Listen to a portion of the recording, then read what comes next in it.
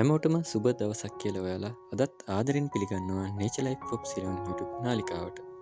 ඉතින් අද අපි කතා කරන්න බලාපොරොත්තු වෙන්නේ මහ වනයක් වගා බිමක් දක්වා රැගෙන යන ආකාරය සම්බන්ධයෙන් රැගෙන එන දෙවැනි වීඩියෝ එකත් සමගයි.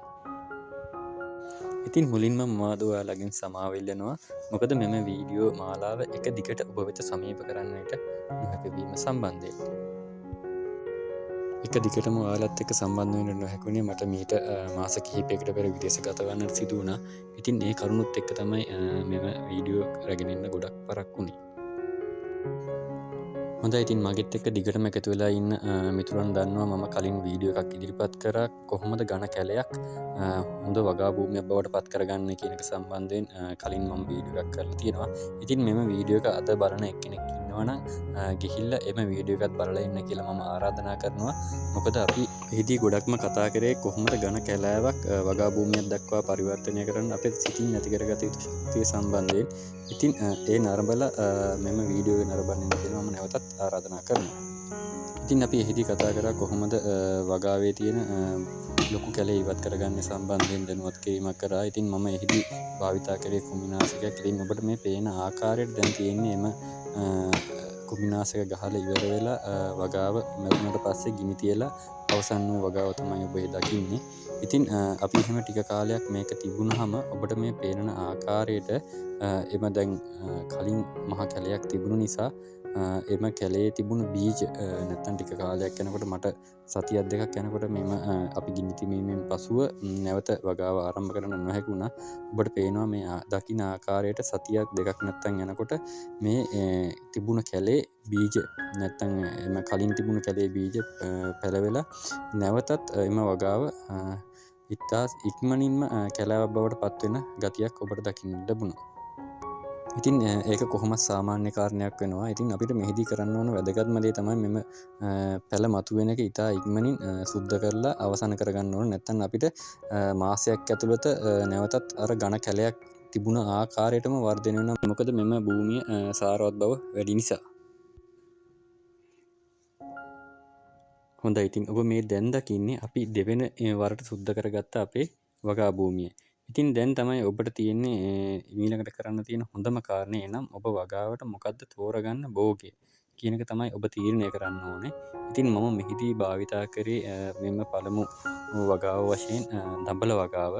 මොකද මට කාලය නැහැ ගොඩක් වගාව වෙනුවෙන් යොදවන්න සහ නිරන්තර අවධානයක් වගාව වෙත යොමු කරන්න.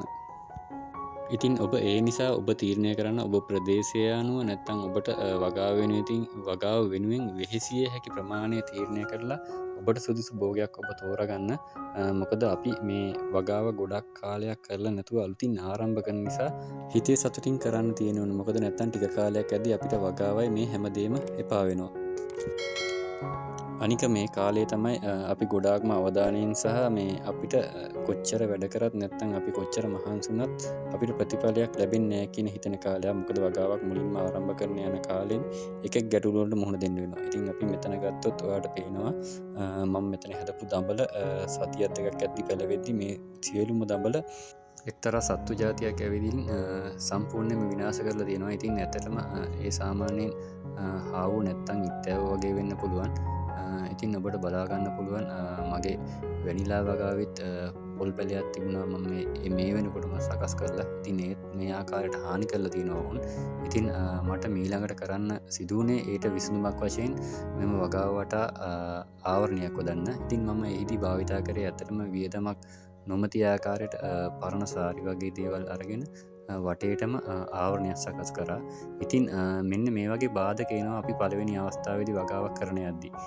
ඒත් එක්කම ගත්තොත් අපිට මේ මුල් කාලය තුල පැලේ වර්ධනය වෙන්නේ ගොඩාක් හිමින්. ඉතින් අර කිව්වා වගේ විනාශ වුණ පැලවලට නැවත බීජ දාලා අලුතින් පැල කරගෙන ටිකක් මේ යම් තාක් දුරට විශාල කරගන්න අපි ගොඩාක් ආයසයක් දරන්න වෙනවා. ඉතින් මේ කාලේ අපි ගොඩාක් ඉවසීමෙන් කටයුතු කරන්න ඕන. මොකද අපිට වගාව එපා වෙන අවස්ථාවක් වෙනවා. මොකද අපි ලොකු කැලයක් ඉවත් කරලා නැවත අපි මේ වගාවකට ගිහිල්ලා මෙන්න මේ ආකාරයට භෝගයක් සිටවපු ගමන් අපිට මෙන්න මේ යම් ගැටලු වලට මුහුණ දෙන්න වෙනවා. ඉතින් අපි ඒවා සැලකිල්ලට ගන්න නැතුව ඉතා ධෛර්යයෙන් වැඩ කරන්න ඕන මේ පළවෙනි මාස දෙක ඇතුළත. ඉතින් අපිට ටික කාලයක් ඇද්දී ඔබ මේ දකින්න ආකාරයට දැන් මම මෙතන දඹල හදපු නිසා ඔබට බලා ගන්න පුළුවන් දැන් මේ ක්‍රමෙන් ටිකක් විශාල වෙනවා. එතකොට අපිට දැන් තමයි ආසාවක් එන්නේ මගේ වගාව දැන් හොඳයි. දැන් අපිට මේකට ලොකු දෙයක් කරන්න පුළුවන් නැත්නම් අපිට මෙයාලා අස්වැන්නක් දෙයි කියන තත්ත්වයට හිත හැදෙනවා. එතකොට අපිට බය නැතුව වැඩ කරන්න පුළුවන්. ඒකේ අපිට පේනවා ඉදිරියේ සාර්ථකත්වය දකිද්දී අපි එතනින් එහාට නවතින්නේ නැහැ. ඉතින් මේ තත්ත්වයට එනකන් තමයි පොඩ්ඩක් අල්ලගෙන ඉන්න අමාරු. ඔබ මේ වෙනකන් අල්ලගෙන හිටියොත් ඔබගේ ජයග්‍රහණය ඔබට ලැබෙනවාමයි. ඉතින් මම මෙම වගාව සඳහා භාවිතා කරේ දඹල. ඉතින් ඒ නිසා මම දඹල ගැන පොඩි සඳහන් කිරීමක් ඔබට ගෙනෙන්නම්. ඉතින් ඔබට පේනවා මම මේ දඹල වැල් යන්න හදලා තියෙන ඉනිවැට. ඉතින් මේ ආකාරයට හැදුවොත් ඇත්තටම ගොඩාක් සාර්ථක ලෙස වගාව වර්ධනය කර ගැනීමේ හැකියාවක් තියෙනවා. ඉතින් මමත් මේ දේවල් ගොඩාක්ම ඉගෙන ගත්ත YouTube එක බලලා නැත්තම් යම් මූලාශ්‍ර යොදාගෙන නැත්තම් මූලාශ්‍ර භාවිතා කරලා තමයි ඉතින් මේ දේවල් ඉගෙන ගත්තේ. ඉතින් මට හැඟුණ විදිහට අපි සාමාන්‍යයෙන් දඹල නැත්තම් මේ වගේ වැල් වගා කරද්දී මේ ආකාරයට මැසි භාවිතා කර ගැනීම තුළින් වැඩි අස්වැන්නක් සහ අපිට මේ තුළ නඩත්තු කටයුතු කිරීමේ පහසුවීමේ හැකියාවක් තියෙනවා. ඉතින් ඇත්තටම මම මෙහිදී භාවිතා කළ දඹල වර්ගය වෙන්නේ SLS 44 කියන බීජ වර්ගය. ඉතින් මේ සඳහන් කරන්න ඕන විශේෂ කාරණයක් තියෙනවා. ඒ මොකක්ද කියනවනම් අපි දඹල ගත්තොත් සාමාන්‍යයෙන් අපේ ප්‍රදේශවල සාමාන්‍යයෙන් තියෙනවා කන්නේට තමයි දඹල හැදෙන්නේ. මොකද දඹල වැල හැදුනට අපිට දඹල වැලෙන් කරල් දෙන්නේ සාමාන්‍යයෙන් වසරේ එක් කාලයකට පමණයි. ඉතින් ඒ වගේ දේවල් ගත්තොත් අපිට සඳහන් කරන්න පුළුවන් නෝමල් අපි හදන දඹල සාමාන්‍යයෙන් අපිට අස්වැන්න ලබා දෙන්නේ නොවැම්බර් මාසෙ ඉඳන් ජනවාරි පෙබරවාරි වගේ කාලය වෙනතුරු පමණයි. ඉතින් මෙම මම භාවිතා කර SLS 44 කියන බීජ වර්ගයේ විශේෂත්වය වන්නේ වසරේ ඕනෑම කාලයක අපිට අස්වැන්න ලබා දීමක් සිදු කරනවා. ඉතින් ඒත් එක්කම අපි දැනගන්න ඕන කාරණයක් තමයි මෙම දඹල ලොකු වෙනකන් ඒ අතරතුර අපිට කරන්න එක දෙයක් තියෙනවා වල් පාලනය. ඉතින් මේ වල් පාලනය කරන්න අපි අසමත් වුණොත් ඇත්තටම අපේ වගාව සීග්‍රයෙන් වල් පැලයට ගිල ගන්නවා. එතකොට මේ අපිට තියෙන නැත්තම් දඹල නැත්තම් ඔබ හදන බීජයට ඉහළ නෙන්න අවස්ථාවක් ලබා දෙන්නේ නැහැ. ඉතින් අපි වගාවේ වල් පාලනය නිරන්තරයෙන් සිදු කර යුතුයි. ඉතින් තව පොඩි දෙයක් කියන්න ඕන ඔයාලට මේ මම වගාව සම්බන්ධයෙන් ගොඩාක් දැනුම තියෙන පුද්ගලයෙකුත් නෙවෙයි. ඒත් එක්කම මම මේ උපදෙස් ලබා දෙන්නේ නිරන්තරයෙන් වගා කරන පුද්ගලයන්ටත් නෙවෙයි. ඉතින් මම මේ වීඩියෝ එක අරගෙන ආවේ ඇත්තටම ගොඩාක් දෙනෙක්ගේ කැලෑ වෙලා තියෙන නැත්තම් අපි ගත්තොත් ගෙදරක ගත්තොත් කැලෑ වෙච්ච ප්‍රදේශ තියෙනවා. ඒකට යන්න බයයි වගාවකට. ඉතින් මේ වගේ පුද්ගලයන්ට පොඩි ගැම්මක් එක්ක නැත්තං උද්‍යෝගයකින් මේ වැඩේට කරන්න ශක්තියක් ලැබෙන්න තමයි මම මේ වීඩියෝ එක කරේ. ඉතින් ඇත්තටම ඔබට පේනවා ඇති මෙම වීඩියෝ එක අර තිබ්බ කැලේ දැන් මේ වෙන විට ලස්සන වගාවකට ඇවිල්ලා තියෙනවා. ඉතින් ඒත් එක්කම මම මේ දඹල වගා කරේ ගොඩක්ම දෙයක් කියනවා නම් මේ පලිබෝධ හානිය ඇත්තෙන්ම ගොඩක්ම අඩුයි.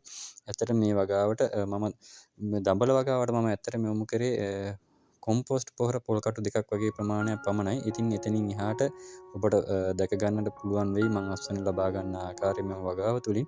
ඉතින් ඒ වෙද්දිවත් මම ඇත්තටම පොහොරක් භාවිතා කරේ නැහැ. ඉතින් අපි ඒ වගේ සූක්ෂම වෙන්න ඕන. මොකද අපිට වගාව වෙනුවෙන් භාවිතා කරන්න තියෙන කාලය නැත්තම් ඒ වෙනුවෙන් යොදන්න පුළුවන් පරිශ්‍රමයත් එක්ක අපි ඒට සුදුසු භෝගයක් තෝරගන්න ඕනේ. නැත්නම් උදාහරණයක් වශයෙන් අපි ගත්තොත් මේට මිරිස් වගේ වගාවක් භාවිතා කරොත් අපි නිරන්තරයෙන් ඒ සඳහා යොමු වෙන්න ඕන. මොකද අපි සතියක් වගේ කාලයක් වගාව අවධානය යොමු කරන්න නොහැකි වුණොත් වගාව සම්පූර්ණයෙන්ම විනාශ වීමේ හැකියාවක් තියෙනවා. ඉතින් මේ දඹල වගේ ඒ භෝගයන්ට එවැනි අවස්ථාවක් උදාවන්නේ නැහැ. ඉතින් මම මෙම වගා භූමියේ දඹල වලට පමණක් සීමා කරේ නැහැ. ඉතින් පසකින් පිහිටි කොටසක බොංචි නැත්තම් අපේ නිවසට අවශ්‍ය කරන අනෙකුත් භෝගද වගා කරා. ඉතින් ඇත්තටම අපිට හිතා ගන්න බැරි විදිහට ලස්සන අස්වැන්නක් ලබා දුන්නා. හොඳයි. ඉතින් ඔය ආකාරයට තමයි අපි තිබ්බ ඝන කැලෑව ලස්සන වගා භූමියක් බවට පත් කරගත්තේ. ඉතින් මම ඊළඟ වීඩියෝ එක තුලින් අරන් ඉන්නම් කොහොමද දඹල වගාවෙන් අපි අස්වැන්න ලබාගත් ආකාරය, කොච්චරක් අස්වැන්න ලබා ගත්තද කියන එක සම්බන්ධයෙන්. ඉතින් ඇත්තටම අපි ඒ ලබාගත් ආදායමට වඩා ඇත්තටම මානසික වශයෙන් මහත් සතුටක් ලැබුණා. ඉතින් ඒ තමයි අපිට වගාවකින් ගන්න පුළුවන් ලොකුම දේ. එහෙනම් ඉතින් අදට ඔයාලගෙන් සමුගෙන යන්න දැනටත් අපගේ YouTube නාලිකාව subscribe කරලා නැත්නම් channel එක subscribe කරන්න කියලා ආදරෙන් ඉල්ලන ගමන් ඒත් එක්කම අපේ Nature Life of Ceylon Facebook page එකත් follow කරලා යන්න අමතක කරන්න එපා. එහෙනම් අදට සමුගන්න ඊළඟ වීඩියෝ එකෙන් අපි අස්වැන්න ලබාගත් ආකාරය නැත්තම් ලස්සන වගාවේ අස්වැන්න ඔයාට සමීප කරමින් අදට ඔබෙන් සමුගන්නම්. බොහොමත් ස්තුතියි.